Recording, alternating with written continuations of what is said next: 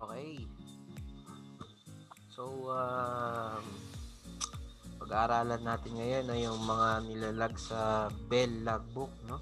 So, bago natin umpisahan, no, before the vessel papasok sa mga port or to pick up pilot, no? Ito yung mga bagay-bagay na sinusulat diyan sa ating mga bell book o maneuvering book, no? Yung unang-una diyan, of course, your arrival departure details. Okay, mga detalye natin, arrival and mga departure natin. Okay? And of course, the test of the engine o control test. No? Wording should be entered in the bell logbook. Control tested. Yung mga orasan dapat synchronize. Okay? Steering gear tested. Main engine tried out. Ahead and astern. And found satisfactory in case the vessel is in US water. Kahit hindi yan nasa US water, we must test our engine.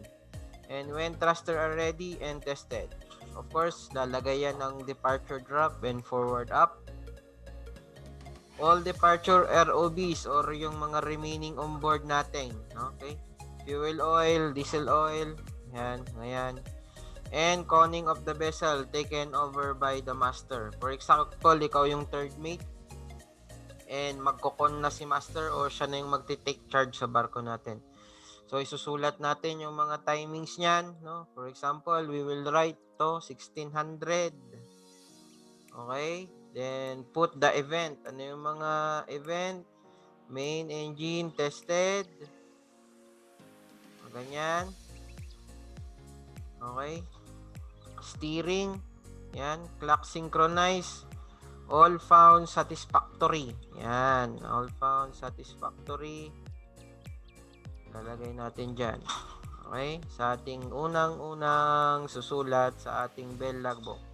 Mga example scenarios lang to. Ito yung mga common. And for example, 1612. Okay? Conning of the master. Okay? Kasi conning na ni kapitan, ni master. No? That would be the examples. Okay? So, mag-start na yung maneuvering by the command of the master. And of course, all departure ROBs, mga remaining on board natin. Okay, so we will start the virtual passage. Okay? We will start the virtual passage. Okay? So, by speed of natin yung speed natin so that we can start. Bibilisan lang natin konti. Okay, so we start with the speed of 20 knots. So, okay, so tumatakbo natin yung ating barko. Okay, so our ship is running.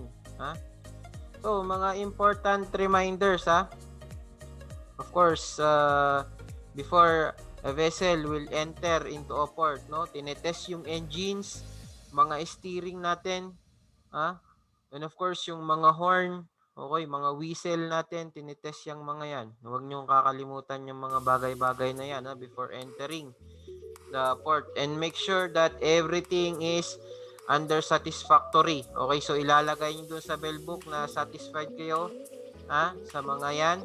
Of course, ito na. Medyo nalalapit na tayo sa pagsundo ng pilot. Siyempre, di natin alam yung area. So, kailangan ng pilot na susunduhin natin, yung pilot. Okay?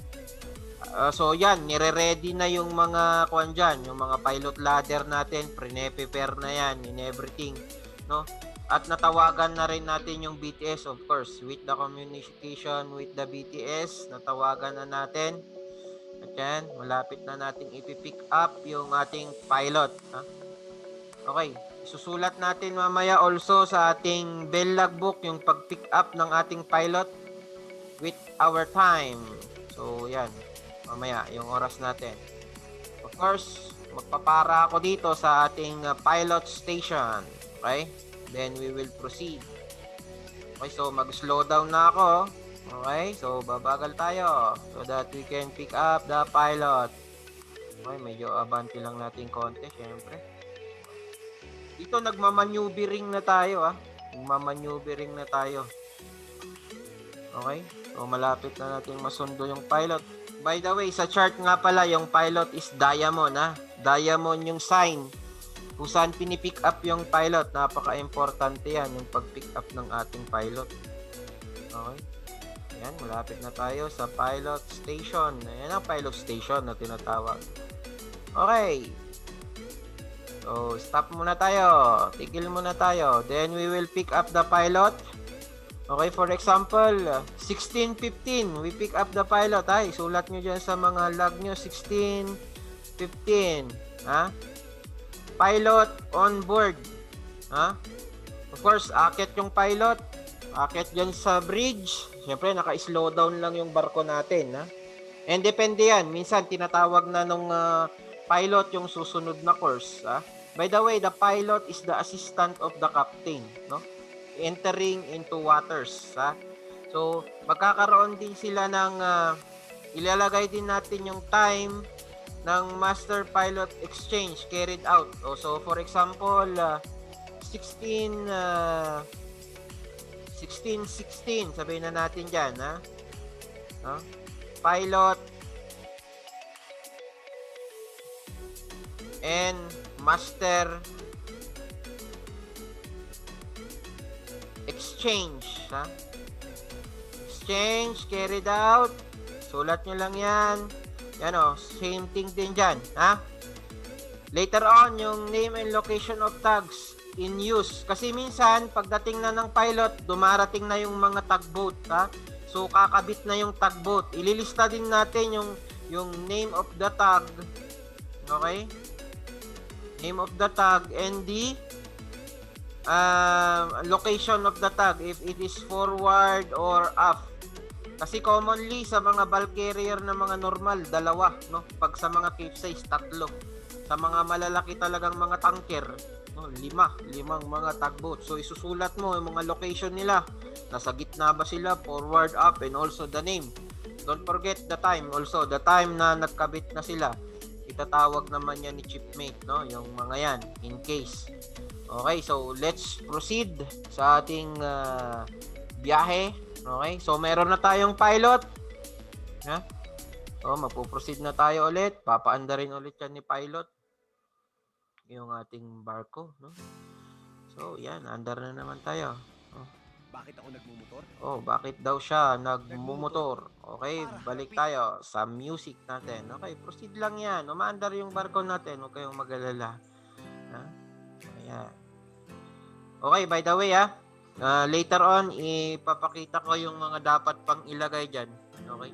And we will discuss yung mga iuutos ni pilot. Minsan kasi mag-uutos yan mamaya si pilot na mag-change tayo sa maneuvering. Lalo na pagka ang vessel ay galing yan sa sea speed, yung mabilis. Tapos biglang babagal. Magbibigay yan ng notice, magtatanong yan ng notice kung ilang minutes bago pwedeng mag-maneuvering. Ha? Maneuvering. Ibig sabihin ng maneuvering, yan yung speed na pwedeng mag-maneuver yung barko. Ha? Dahan-dahan. Okay, by the way, ito din ang pinaka-importante sa lahat. Okay, slow down natin yung ating barko so that maintindihan nyo. Okay? Pagkadadaan yan sa mga buya, yan o, yan, example, o passing sa mga bridge, ilagay nyo. For example, dito, dadaan ka sa mga buoy na yan later on. Mag-a-beam siya. Okay? I-abim muna natin, then I will explain to you kung paano. Medyo bilasin natin, no? Para medyo maganda yung takbo ng vessel, ha? Medyo i-abim natin. Abangan nyo na mag-abim talaga yan. Ha? Mag-a-abim yan. Bago nyo naman po ilista yung ating buya. And of course, yung UKC natin na sinasabi nila, ha? Makikita yan sa ating yung may device dyan sa bridge, yung echo sounder. Nandyan yung makikita yung UKC, ha? Under kill clearance natin. Yan. Medyo bilisan natin para makapag-abim na at matalakay ko yung example natin. Yan. At malapit na tayo sa puerto ng Manila Bay. Stop tayo. Stop. Ituturo ko muna. Ngayon, pag nag-abim na yan, nag-abim na yung barko sa object. Ha? May mga symbol yan na ilalagay dyan sa logbook natin. For example, yung buya ay nasa starboard. Ganyan, no? Arrow pataas, then side, Then, isulat nyo yung buya. Okay? FL, yan, R for S. Okay? And for example, yung UKC natin, ilagay din UKC is 2 meters. Yan. Ganyan yung example, ha? UKC 2 meters, ilagay nyo dyan sa bell book nyo. Yan, sulat nyo yan, ha? Yan. The boy, ha? The characteristic of the boy, pwede ding ilagay yung characteristic. O kung may pangalan yung boy, kunwari yan, by LBY1, ilagay nyo din LBY1.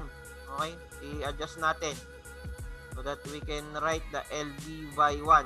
Okay? So, ganyan. Nasa starboard kasi yan, kaya LBY1. Okay? Papunta yan, ha? Yung characteristic and the UKC in 2 meters. Ibig sabihin, nadaanan mo yung boy na yan. Okay? Okay, so let's proceed. Okay, dagdag na naman tayo ng speed. Okay, po-proceed na naman po si MBNPCMST na tumatakbo. Ha? Yan. Minsan, lalo na pagka malapit na sa mga channeling, nakikita nyo to sa mga channeling, sa mga traffic separation scheme, ha? Tandaan, yung pilot ay nagpapamaneuvering na yan. Ha? So, hihingi yan ng notice. Ha? For example, dito sa point na to, anong oras? Ha? Anong oras? I-stop tayo dyan. Okay? So that we can determine the time kung ano siyang oras magbibigay ng maneuvering speed. Ha? For example, dito, yan. Ipadadahan-dahanin natin. For example, dyan sa point na yan, magmamaneuvering speed na siya. So, babagal yung speed natin because channeling na yan, ha? Don't forget to write the time. Okay, ilagay natin yung time. For example, 16:22. Okay, and the time na nag-reduce o nag-increase ng speed, ha? Maneuvering speed to kung ilang RPM, ha? O 80 RPM. Yan na yan. Ha? Mga example natin, RPM. Okay? Yan, ilalag din natin yung mga bagay-bagay na yan. Lagi nating tatandaan yan, ha? Mga reducing speed, ha? Maximum speed, and of course, yung notice, ha? If the pilot requests for increase in speed, then emergency room need to be informed and entry should be made stating, yan o, increase, yan, minutes notice. Yan, ilalagay din natin yung yan. Na? Or maneuvering speed, speed or maximum speed that can increase. Again, while reducing RPM, when pilot give 10 minutes notice, then again, it should be entered accordingly. Ha? Kung nag-decrease, isulat nyo dyan, decrease RPM pagka nag-slow down. Okay? Yan yung mga ilalagay din natin yan sa mga bell book natin. Napaka-importante niyan. Okay, so medyo bibilisan lang natin.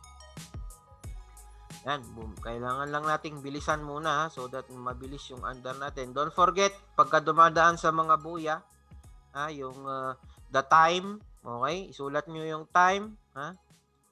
Medyo napapadpad na yung barko natin, ha? So, i-course line lang muna natin siya. Okay, kasi medyo napapadpad na. Okay, medyo bagalan natin kasi medyo napapadpad na si NBNPCMST. Yan, at nasa course line na naman siya. Okay. Okay. Huwag nating kalimutan na yung time. Of course, pag ganyan, dadaan. For example, ganyan. Dadaan na siya. Yan. Okay. Anong oras? 16:24. Okay. The symbol, starboard, MBY2 and UKC. For example, ganyan. Yan ang nilalagay sa ating bell book. Okay? When entering. Tandaan nyo lagi yan. Yan yung mga importanteng bagay-bagay na dapat nyong malaman. Mga aktual na ginagawang trabaho sa barko. Okay, of course, we need some adjustment. No? Kung nakikita nyo, para na rin tayong navigator, we keep on adjusting our course. Okay, bawas-bawas tayo ng course. Dapat nasa course line lang tayo. Yan. Okay, course line. Kasi pagka malapit na yan malapit na po tayo sa port, no? darating na yung mga tugboat. So nililista din natin yung mga tugboats, ha? Nagre-reduce din ng speed yan, of course. So kung tignan nyo nga ako, tumatakbo na lang ng 2 knots, no? Yan. Kasi kailangan mo ding mag-reduce ng course kasi nga yan, may mga kasalubong ka sa traffic separation, no? Hindi ka pwede diyan mabilis. Parang nasa traffic ka din, di ba? Pagka nasa traffic ka, di ba, nagme-minor ka. Same thing sa barko din, no? Nag-maneuvering speed tayo, no? By the way, yung maneuvering speed, yan yung speed na pwede kang makapag-maneuver yung ating vessel. Okay, pagka si speed naman, maximum speed naman yan na kayang takbuhin ng yung barko. Okay? Yun ang ibig sabihin nun. Pagka maneuvering and si speed na sinasabi. Okay? So, yan. Okay? Mamaya-maya ay makakalapit na tayo sa ating destination. Okay? Okay, wag niyong kalimutan yung mga tinuro ko, ha. Medyo bibilisan ko lang konti para makapag-move naman tayo agad dun sa ating discussion. At medyo napapatagal yata yung ating barko, no? Yan. Alam niyo kung bakit nag-a-adjust yung barko, no? Because of the mga current.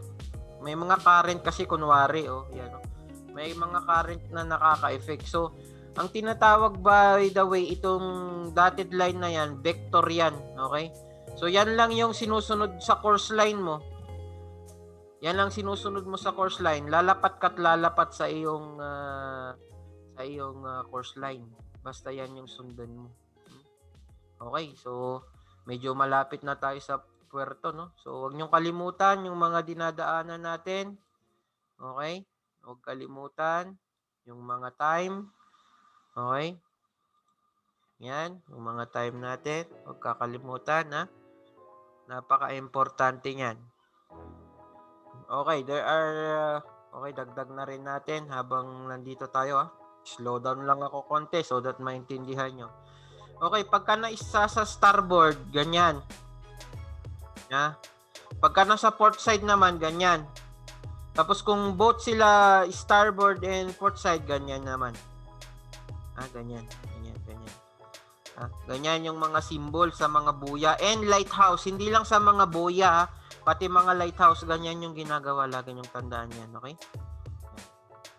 So yan, medyo malapit-lapit na kasi tayo sa ating destination.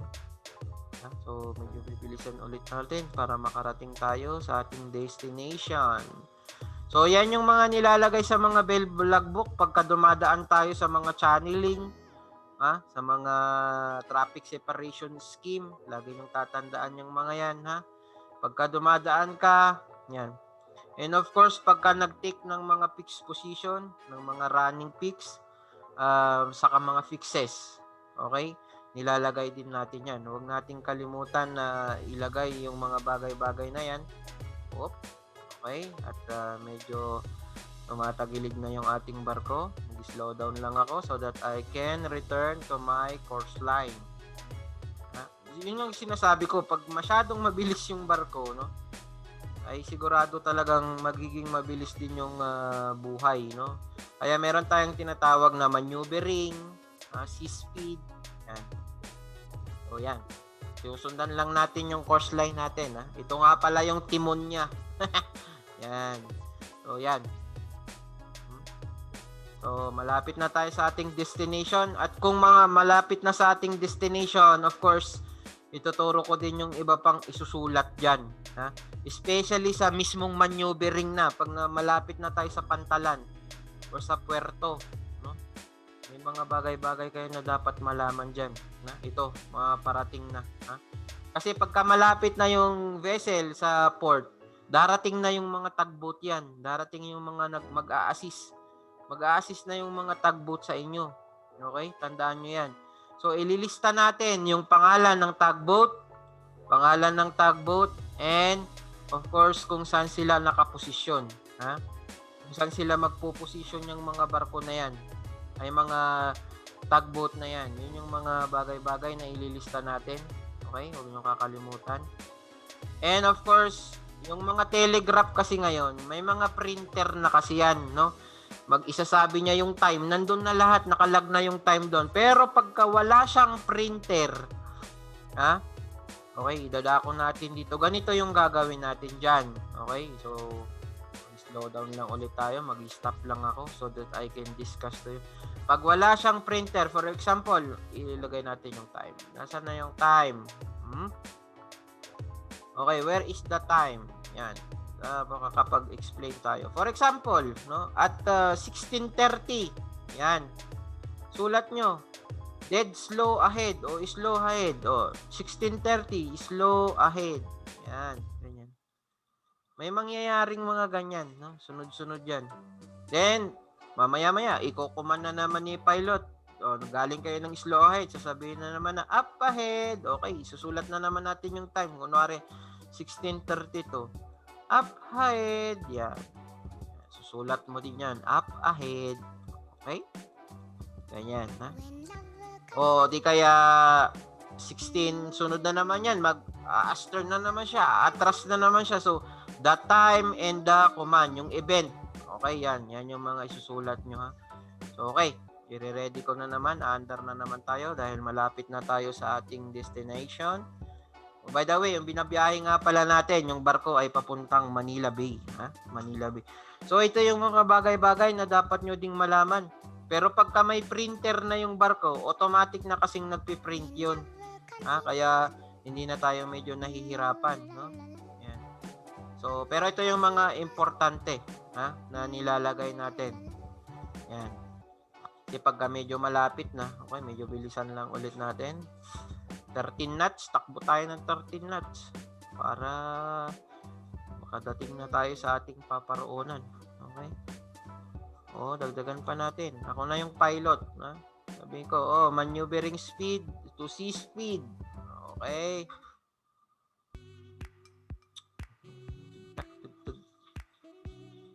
Okay, then kakambyo tayo. And of course, yung mga alteration. Pero sa common yan, yung alteration, hindi na yan masyado. Sa mga deck logbook na lang yan sinusulat, yung mga alteration natin. Yan, sinusulat yan. Okay. So, medyo malapit na tayo sa berth. Okay, of course, pagdating sa berth yan, magmamaneuvering speed na yan si Mr. Pilot. Dahan-dahan na yan mag-slow down. Kaya dyan na, papasok yung mga slow ahead, up ahead. Kumbaga, magme-minor na yan. Di ba? Kumbaga sa cambio. No, titigil-tigil ka na hanggang sa 1, hanggang sa makapag-minor ka. Same thing din sa barko, ha. Hindi pwedeng dire-diretso yan doon sa pantalan. At ang braking system niya ay kasama din yung mga tugboat syempre na nagso-support. Kaya kasama din sila sa backup. So yan, medyo malapit na tayo. Syempre, ipepwesto na ni Mr. Pilot yung posisyon ng barko sa pantalan. No, magkakaroon ng konting mga adjustment. Okay? Sa tulong ng mga tugboat, ha? And of course, yung mga crew ay naka-standby na yan, forward and up. Okay? So, ito na yung mga isusulat natin sa deck logbook. Nandito na siya pagdating natin sa port. Okay, mamaya-maya lang. Of course, diyan na nagpi-pick up na yung mga tugboat natin, ang mga lubid galing sa barko, pini-pick up na. No? Nakakabit na yung mga tugboat. Of course, magmamaneuvering speed na si pilot. Mag-uutos na yan ng mga, okay, dead slow astern. Kung pwede nga, stop. Sasabihin niya, stop yan. Okay, para magdadahan-dahan na yung barko sa pagdikit sa pantalan. Siyempre, no? Yun yung mga ibang kuwan dyan. No? By titignan niya yung mga leeway, yung mga drift, mga kuwan na nakaka-affect. And of course, diyan na darating na yung natin, maneuvering. Okay? So, nagpre-prepare na rin. Of course, yung mga forward and up na mga nagpe-prepare na yan sa mga lubid. Ha? Okay, pagdikit ng ating vessel, ha? Yung time na naka-fast yung barko. Of course, yung first line. Yung ibig sabihin ng first line, yung unang lubid na napunta sa pantalan. First line ang tawag doon. Yung first na rope na makakadating. O for example, yung first line natin ay 1634. 1634 first line. Yan, isulat nyo sa ating first line. Ha? Yan. Dikit muna natin yung barko para magkaroon niya ng first line. Okay? Syempre, ilalagay ko din yung diagram. Okay? Kung ano yung mga 4-2 na yan. 4-2 line, fast forward, up. Okay, pilot away. Syempre, bababa yung piloto. Hindi natin crew yung piloto, bababa yan. So, ililista din natin. And of course, the position and the latitude or longitude or yung pangalan ng port. Okay, yan. Oops. Lumagpas tayo sa port. Yan, didikit natin. Okay, yan. Ipapark na natin yung ating vessel. Yan, of course, magmamaneuvering. Sasabihin na ni pilot, okay, dead slow astern. Kasi magpapara na yan. Yung barko natin, malapit na sa target niya. Okay, medyo yabanti lang natin. Yan. Okay. Op. Lapit na. Okay, engine stop. Stop na kano. Naka-stop na yung engine natin. Of course, izo-zoom ko ha para makita nyo. Okay. Yung sinasabi nila na first line, yan yung unang lubid na mag-a-attach sa barko. For example, ito na yung barko natin. I-zoom ko na. Yan. Okay, magpa-first yan. Magpa-first line yan. First attachment sa barko. Yan ang tinatawag nilang first line. Kung kabaliktaran naman, yung last line. Kung ano yung huling kinuha. Okay? And of course, meron diyang sinasabi na all made fast forward and up 4-2. Yung tinatawag kasi nilang 4-2, minsan kasi yung forward, 4 yan. 4 na kuwan yan, 4 na headline. 4 na headline yan. And 2 spring. Kaya ang tawag dyan ay 4-2. Kung ilan lubid. Ang ibig sabihin yan, 4 na headline, 2 spring. Sa malalaking barko, meron silang breast. Pero sa mga normal ay 4 yan na headline. 4 yan. Ganyan ang itsura. 4 na headline yan. Ganyan. Okay, and meron siyang 2 spring line. Kaya ang tawag dyan ay old made fast forward and up with 4-2 lines. Fast forward. Fast forward. Fast forward and up. And of course, bababa na yung pilot. Sulat mo din dyan kung for example, anong oras natin pababayin yung piloto. Of course, 16:37, pilot off or pilot away. And of course, the position or the name of the port. Okay, yan ang mga sinusulat natin sa sa ating bell book or maneuvering book. Those are the guidelines. Mga basic lang siya. Iba pa pagka mga anchorage. Okay, iba din pagka mga anchorage. Okay. Okay, so nasa Manila Harbor Center na tayo. Harbor Center Port Terminal. Okay, so yan yung nilakbay natin kanina, no? Kung sa drone, yan. Ito-drone natin yung ating nilakbay. Okay. Okay, so sa mga questions nyo and i-consult nyo lang ako sa ating aking messenger at gagabayan ko kayo sa mga bagay-bagay na dapat nyong malaman, actual job or actual scenario sa ating barko, okay?